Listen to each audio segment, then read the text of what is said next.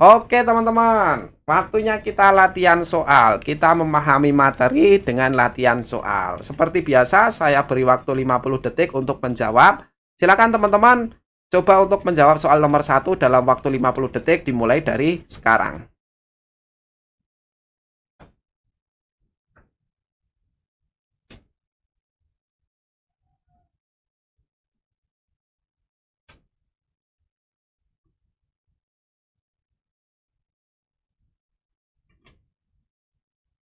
Jangan takut salah ya, silakan ikut menjawab teman-teman ya.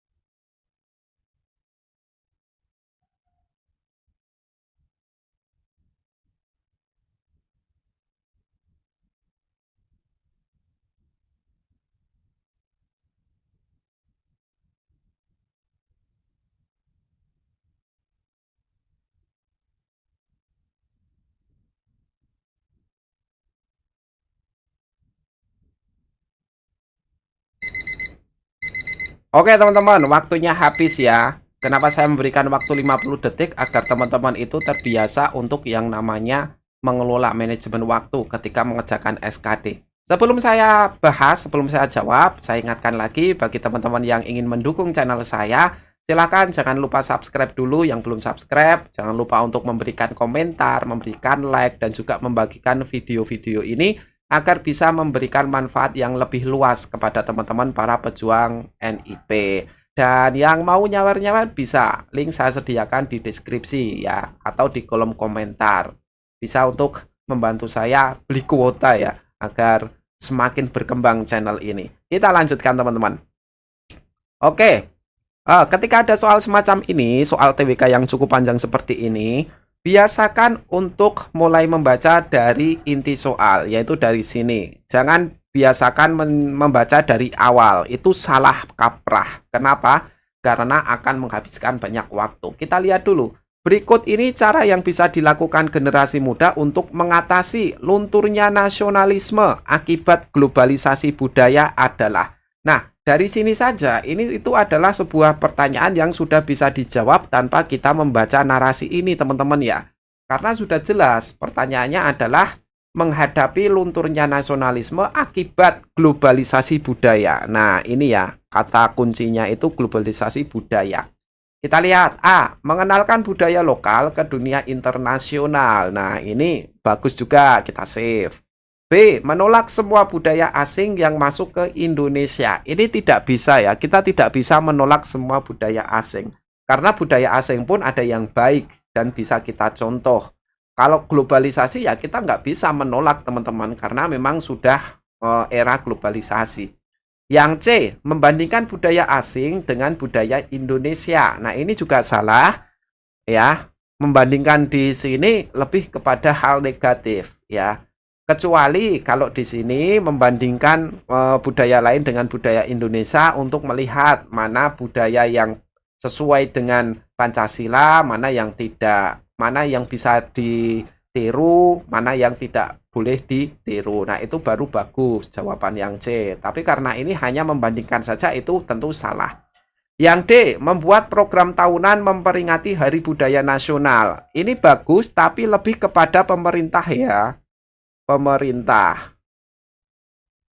Lebih kepada pemerintah ya.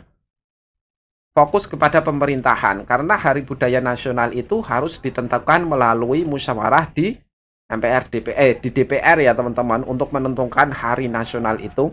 Yang E, mempelajari dan melestarikan budaya Indonesia. Nah, jawaban paling tepat itu E teman-teman ya. Kita harus mempelajari, memahami, dan melestarikan budaya Indonesia. Agar apa? Agar kita tidak mudah ya. Kita tidak mudah untuk tergerus oleh budaya asing yang tidak sesuai dengan Pancasila ataupun budaya asli yang ada di Indonesia.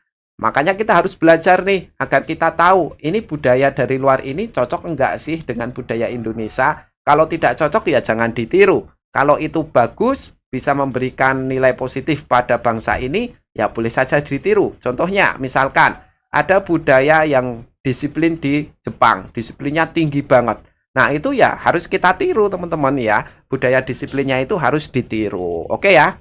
Nomor 1 jawabannya E teman-teman. Next. Nomor 2, 50 detik dimulai dari sekarang. Silakan teman-teman jawab.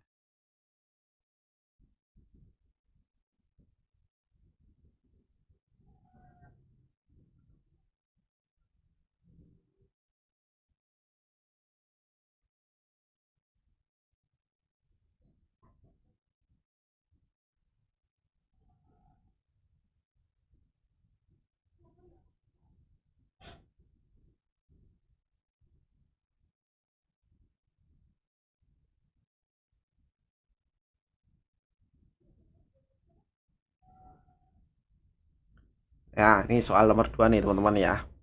Gabungan antara Pancasila dan nasionalisme.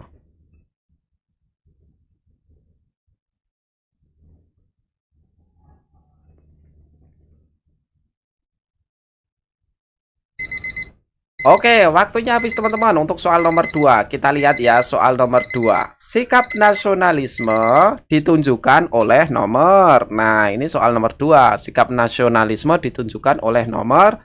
Kita lihat. Ingat, yang namanya nasionalisme disandingkan dengan Pancasila, kita harus mencari jawaban yang merupakan pengamalan Pancasila sila ketiga. Nah, erat kaitannya dengan sila ketiga. Kita lihat yang satu.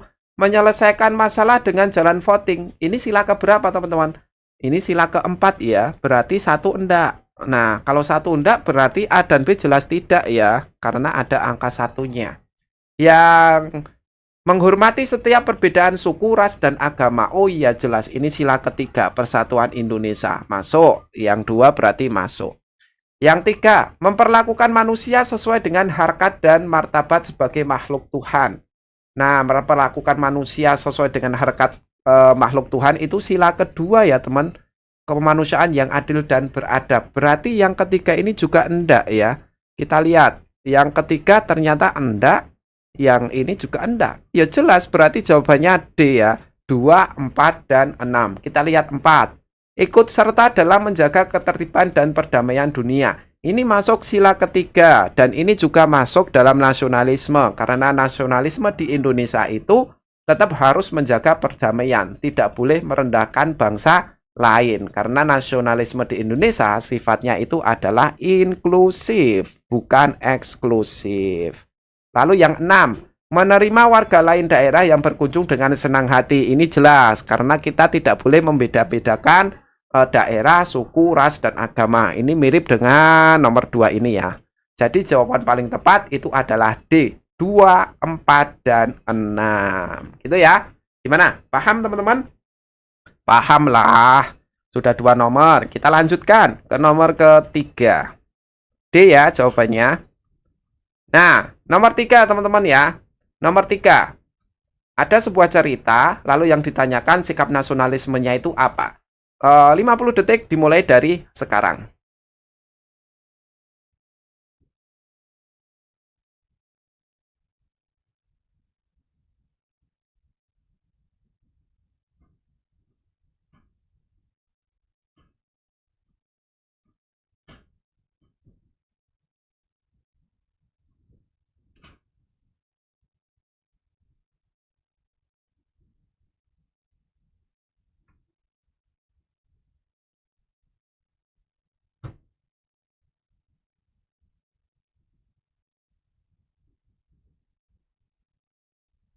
Agak panjang nih nomor 3 ya teman-teman.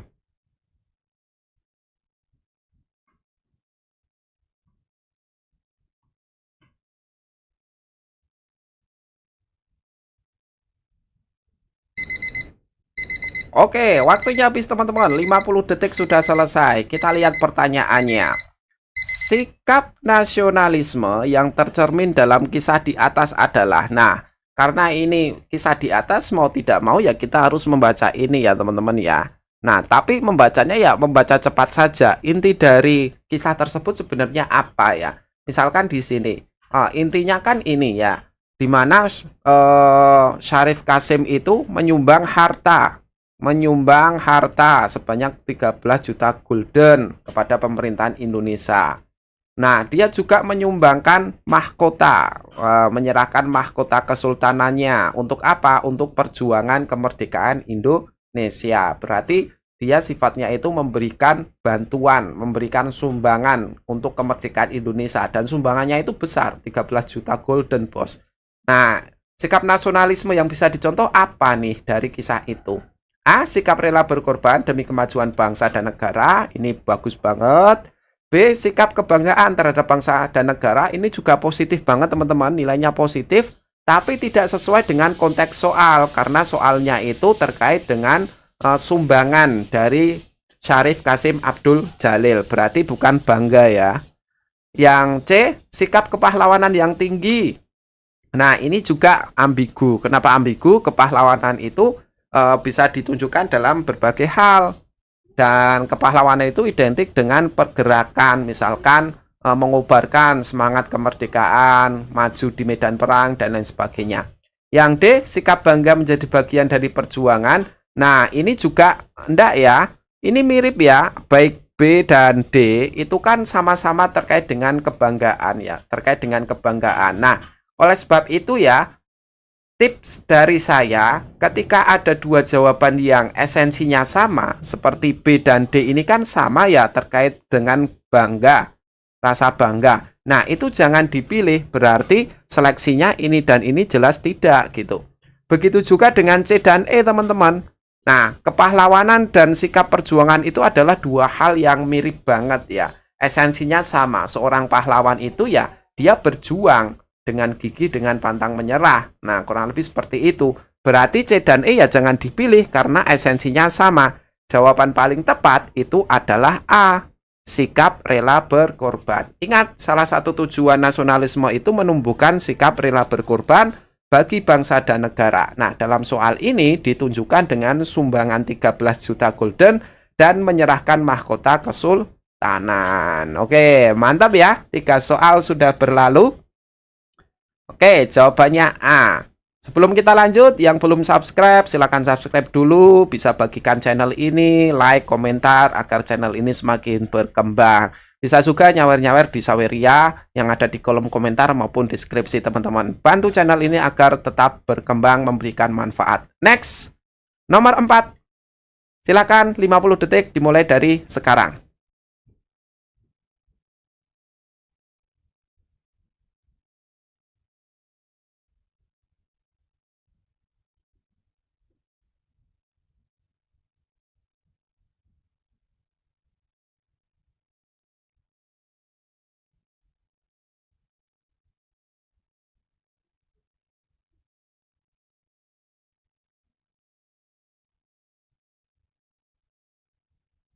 Pendek nih soalnya untuk nomor 4, teman-teman ya.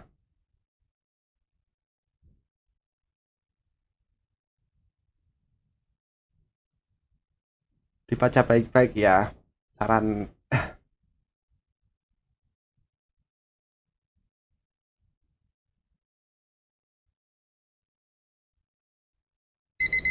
Oke, teman-teman, waktunya habis. Saran saya ya, kalau saya memberikan waktu seperti ini, silakan teman-teman jangan di-skip videonya. Usahakan teman-teman itu menjawab dalam waktu 50 detik. Karena saya berikan waktu 50 detik itu untuk membiasakan diri dalam hal manajemen waktu saat pengerjaan SKD ya. Jadi jangan di-skip ya. Ya mungkin, wah terlalu lama bang, tak skip aja lah.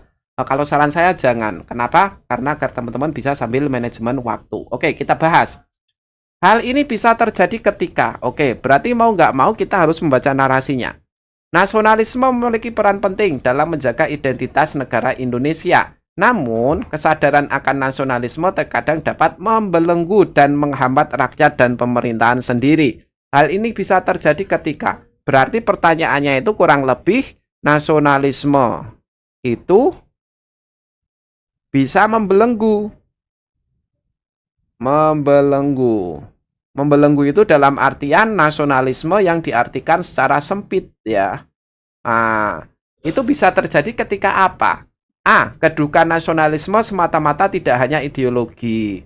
B. Nasionalisme dipahami secara mendalam sebagai sebuah ideologi. Kita lihat ya, antara A dan B itu adalah dua jawaban yang bertolak belakang. Jadi kemungkinan besar jawabannya itu kalau nggak A ya B, teman-teman ya. Karena ini dua jawaban yang bertolak belakang ya. Nah, Biasanya kalau di TWK ada dua jawaban yang bertolak belakang, salah satunya itu adalah jawaban yang benar.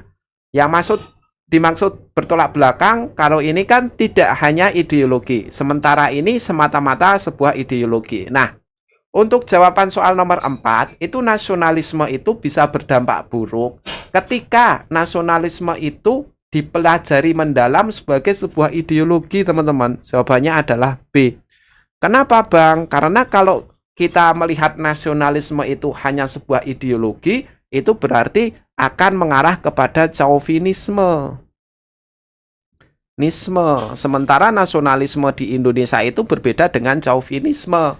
Nah, nasionalisme itu tidak boleh dipahami hanya sebagai ideologi saja, tapi harus dilaksanakan dalam sikap dan perilaku ya, teman-teman ya. Nah, harus dilaksanakan dalam sikap dan perilaku. Jadi jawaban yang paling tepat itu adalah B. Oke, kita bahas sedikit terkait dengan pembahasannya. Nah, ini ya, hambatan serius ketika memahami nasionalisme dalam sebuah ideologi, semata-mata hanya sebagai ideologi, itu ya apa? Nah, itu adalah salah satunya menimbulkan sikap kapitalis dan individualis ya. Waduh, kapitalis dan individualis. Karena nasionalisme itu harus dikobarkan sebagai semangat, pola pikir, dan pola perilaku. Jangan hanya sebagai ideologi saja. Paham ya, teman-teman? Oke, next. Nomor 5. 50 detik dimulai dari sekarang.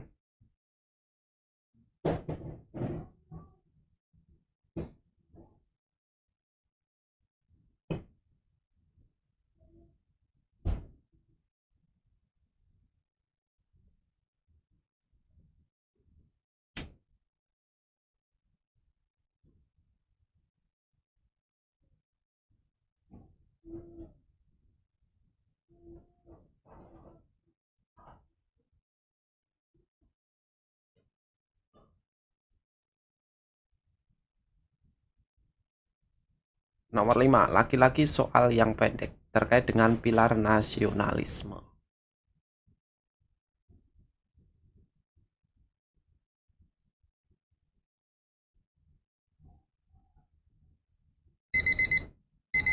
Oke, waktunya habis teman-teman. Nah, ini contoh soal yang cukup hot ya. Cukup hot kenapa? Karena A, B, C, D, E itu jawabannya mirip-mirip semuanya ya. Hampir mirip semuanya antara A, B, C, D, dan E. Kita lihat pertanyaannya. Salah satu pilar nasionalisme adalah kebebasan. Adapun makna kebebasan dalam pilar nasionalisme adalah, ingat, kebebasan. Pilar nasionalisme itu ada kesatuan, ada kebebasan, ada kesamaan.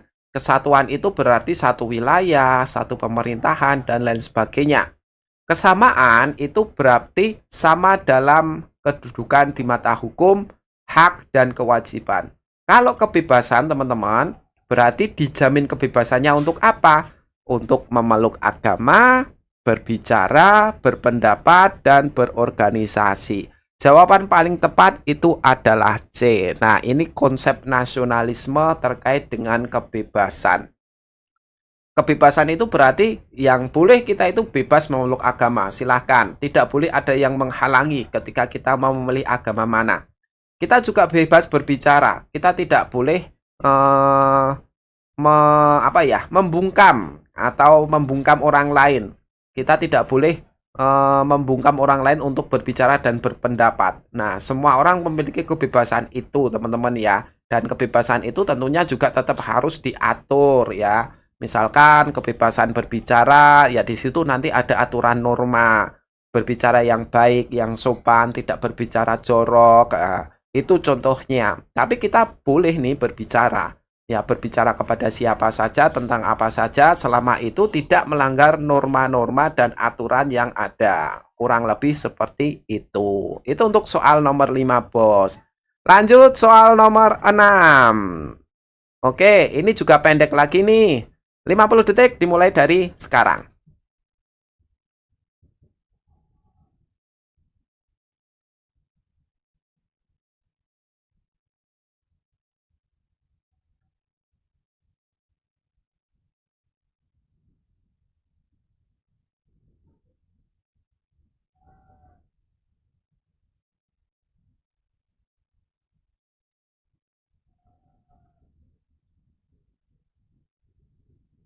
Host juga nih soal nomor 6.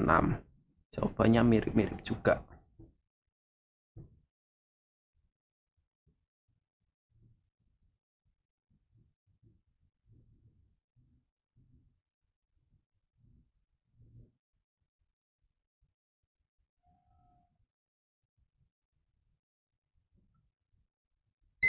Oke teman-teman semuanya, soal nomor 6. Pertanyaannya pendek, jawabannya panjang-panjang dan mirip-mirip semua. Ini mirip soal tahun 2023, termasuk soal FR dan HOTS teman-teman ya. Karena jawabannya mirip-mirip semua. Kemarin di tahun 2023 banyak yang nilainya rendah di TWK karena model-model soalnya kurang lebih seperti ini. Kita lihat. Berikut ini pernyataan yang salah. Ingat, yang salah tentang pentingnya identitas nasional. Nah, berarti ini berkaitan dengan tujuan ya. Tujuan adanya identitas, fungsi ya, fungsi identitas nasional. Nah, kurang lebih tentang ini nih, identitas nasional. Kita lihat A. Bahasa Indonesia menjadi alat interaksi untuk membangun persatuan dan kesatuan masyarakat. Ini benar ya. Bahasa Indonesia itu merupakan identitas nasional yang fungsinya membangun persatuan. Berarti A benar.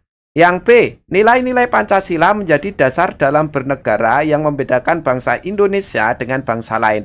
Ini juga benar, Pancasila sebagai dasar negara itu sebagai salah satu identitas nasional. Nah, namanya dasar negara berarti untuk membedakan bangsa Indonesia dengan bangsa lain. Oke, benar.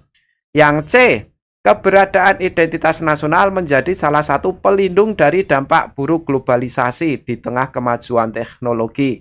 Benar ya, salah satu fungsi identitas nasional itu pelindung dari dampak buruk globalisasi. Tadi sudah kita bahas.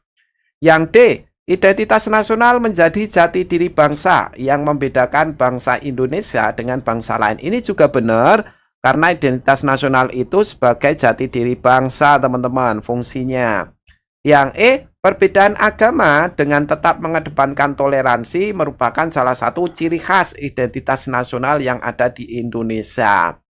Oke, kita lihat perbedaan agama teman-teman ya. Di sini kita fokus ke perbedaan agama. Apakah perbedaan agama itu ciri khas bangsa Indonesia?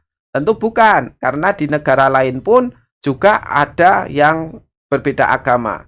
Tidak hanya di Indonesia, di negara lain itu juga warga negaranya itu berbeda-beda agamanya juga teman-teman ya, tidak hanya di Indonesia. Berarti agama itu bukan salah satu unsur identitas nasional. Jawaban yang tepat itu adalah E, karena yang ditanyakan adalah yang bukan ya, yang salah berarti atau yang bukan. Jawaban nomor 6 itu adalah E. Gimana teman-teman? Paham ya? Wah, ini termasuk soal dengan jawaban yang mirip-mirip dan membingungkan ya. Bagus nih kalau yang jawabannya benar. Kita lanjut soal nomor 7, bos. Masih ada 2 soal. Nomor 7, 50 detik dimulai dari sekarang.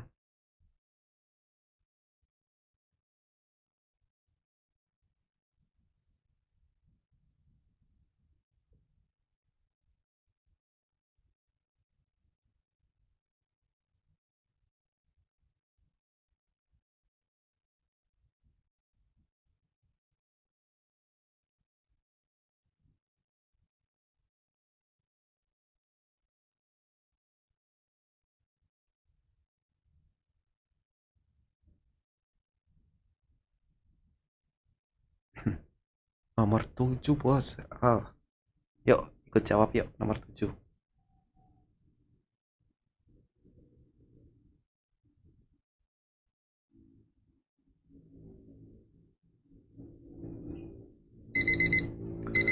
Oke, waktunya habis teman-teman. Ini juga nomor 7, soalnya pendek, jawabannya panjang-panjang nih. Termasuk membingungkan juga. Kita lihat. Makna dari bahasa Indonesia sebagai bahasa persatuan itu adalah apa? Yang A, bahasa Indonesia menjadi pemersatu generasi muda yang melakukan perjuangan kemerdekaan secara kedaerahan. Ini bagus juga. Yang B, bahasa Indonesia menjadi pemersatu suku, ras, dan golongan bagi seluruh masyarakat dari Sabang sampai Merauke. Ini bagus juga teman-teman. Yang C, bahasa Indonesia menjadi bahasa nasional yang menyatukan bahasa-bahasa daerah, terutama saat bergaul dengan daerah yang berbeda.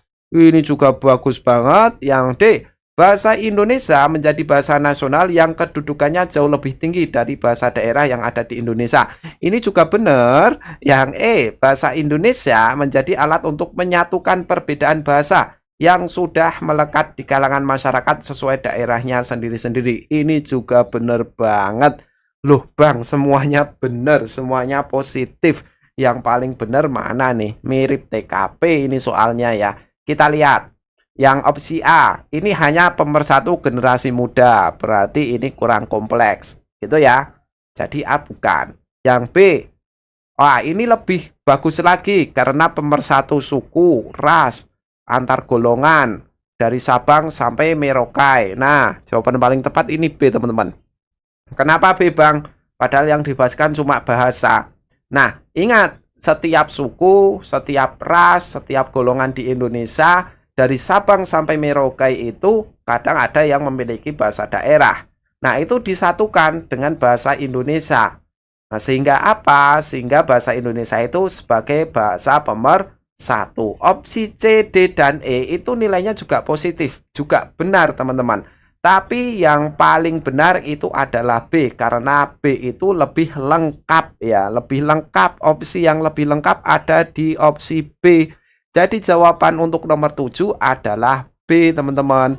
Nah, ini pembahasannya. Fungsi bahasa Indonesia sebagai bahasa persatuan. Nah, ini adalah ini ya. Ini ada aturannya. Bahwasanya bahasa Indonesia itu bahasa persatuan, fungsinya untuk memersatukan suku, ras, dan golongan. Kurang lebih seperti itu, teman-teman ya. Next, soal terakhir, teman-teman.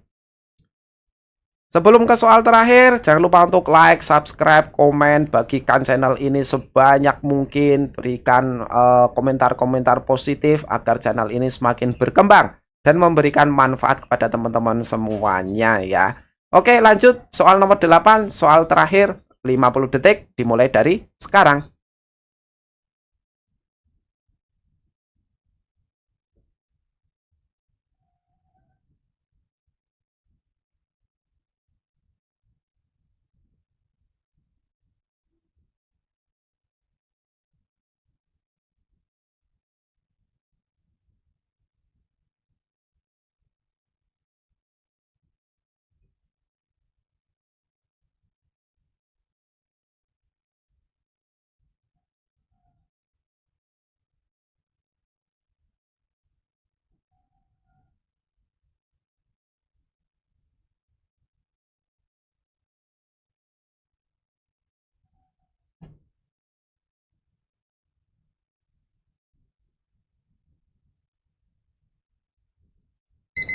Oke, waktunya habis teman-teman. Soal nomor 8. Ini soal yang hot juga nih. Berdasarkan narasi di atas, perbedaan antara pan-Jermanisme dan nasionalisme di Indonesia adalah, berarti kita harus membaca narasinya. Nah, di Jerman itu ada namanya pan-Jermanisme. Ketika Nazi dipimpin oleh Adolf Hitler, yang salah satunya sebagai penyebab Perang Dunia Kedua ya. Nah, di sini pan-Jermanisme itu waktu itu ingin menyatukan ya orang-orang ras Jerman yang berbahasa Jerman, oke, untuk menjadi satu dan menjajah bangsa-bangsa Eropa Timur, teman-teman ya, agar ada di satu kekuasaan di Jerman saja ya. Jerman menguasai Eropa dengan cara apa? Hasratnya ya menyatukan semua ras Jerman untuk bersatu dan melakukan penjajahan. Nah, ini berbeda dengan nasionalisme di Indonesia karena apa? A. Nasionalisme di Indonesia bukan berdasarkan ras, namun justru menyatukan keberagaman dan perbedaan. Ini bagus. Yang B. Nasionalisme di Indonesia bersifat terbuka sehingga memungkinkan berubah. Ini nggak ada kaitannya dengan narasi ya, teman-teman. Yang C. Nasionalisme di Indonesia lahir dari sejarah pergerakan kemerdekaan yang dilandasi sikap cinta tanah air. Ini juga nggak ada kaitannya dengan narasi. Yang D, nasionalisme di Indonesia menjunjung tinggi adat dan budaya nenek moyang. Berbeda dengan adat dan budaya Jerman. Ini bagus tapi salah. Kenapa salah? Karena ini hanya membahas adat dan budaya saja ya, bukan ras secara keseluruhan teman-teman ya. Nggak ada esensinya ya. Ya sama, di Jerman juga menjunjung tinggi adat dan budaya Jerman. Ya sama sebenarnya, Indonesia juga seperti itu. Jadi ini kesamaannya. Yang nasionalisme di Indonesia merupakan nasionalisme moderat yang cinta damai dan menolak peperangan dengan negara lain. Ini juga bagus. Ya, ini bagus, tapi tidak terlalu ada kaitannya dengan narasi. Paling benar itu adalah A, teman-teman. Karena narasinya di sini bahwasanya nasionalisme atau panjermanisme itu berdasarkan ras ya. Sementara di Indonesia ya, teman-teman, itu kan beda-beda juga budayanya. Rasnya juga beda ya. Karena Indonesia negara kepulauan, negara kesatuan. Sehingga nasionalisme di Indonesia itu selain menyatukan keberagaman, juga menyatukan perbedaan. Dalam artian Bhinneka Tunggal Ika ya. Di mana perbedaan ras itu disatukan oleh nasionalisme. Tidak hanya menyatukan yang sama saja. Yang beda pun disatukan, dirangkul agar menjadi satu, yaitu bangsa Indonesia. Oke, 8 soal telah selesai, teman-teman semuanya. Nah, itu tadi teman-teman, nasionalisme. Kita sudah membahas mulai dari teorinya, juga latihan soalnya. Kita sudah bahas konsepnya, kita dalami lagi melalui latihan soal. Tadi siapa nih? Pas latihan soal, benar semua. Hebat kalau benar semuanya ya. Tapi yang salah juga jangan berkecil hati. Karena belajar itu merupakan untuk meningkatkan kemampuan. Bukan untuk mengukur kemampuan. Teman-teman nanti bersaingnya kalau sudah benar-benar SKD ya. Gitu teman-teman ya. Selesai sudah untuk video bimbel gratis pertemuan kedua membahas nasionalisme ini. Sekali lagi, dukung channel ini agar terus berkembang dengan cara memberikan subscribe yang belum subscribe, like, komentar yang positif, bagikan video-video yang ada di channel Deddy R. Ghazali agar teman-teman yang lain itu juga bisa mendapatkan manfaat. Jangan hanya ditonton sendiri ya. Kenapa? Karena semakin banyak ilmu itu disebarkan, insya Allah akan semakin tertanam dalam diri kita. Jadi jangan egois. Silakan bagikan video-video yang ada di channel ini agar orang lain, saudara, teman-teman itu juga bisa mendapatkan manfaat. Bagi teman-teman yang pengen nyawer bisa tuh di deskripsi, ada di bawah ataupun juga ada di kolom komentar ya. Bisa untuk membantu channel saya agar terus berkembang. Ya, bisa untuk merawat laptop, merawat kamera, dan lain sebagainya. Kurang lebih seperti itu. Sekian ya teman-teman ya. Terima kasih yang masih setia dengan channel ini. Tetap semangat. Semoga teman-teman sukses. Sampai berjumpa di pertemuan atau video berikutnya. Nanti kita pertemuan ketiga. Insya Allah kita akan membahas tentang Pancasila. Insya Allah. Untuk waktunya kapan Bang?